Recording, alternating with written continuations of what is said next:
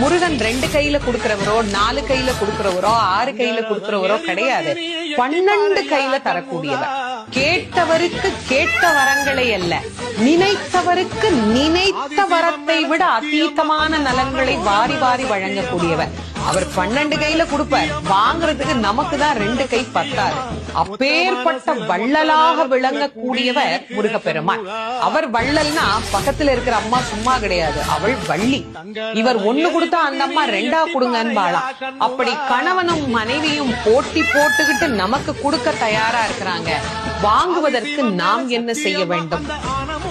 அவரை நினைக்கணும். எப்படி நினைக்கணும்? அரை நிமிஷமாவது நினைக்கணும். அரை நிமிஷம் எப்படி நினைக்கணும்? எனக்கு கொடுப்பாரு, எனக்கு கொடுப்பாரு, எனக்கு கொடுப்பாருன்னு நினைக்க கூடாது. முருகப்பெருமானை உள்ளம் உருகி, அந்த உள்ளம் உருகுகிற போதே நமக்கு அப்படியே கண்களில் இருந்து ஆனந்த கண்ணீர் அப்படியே பெருகும். அந்த கண்ணீர்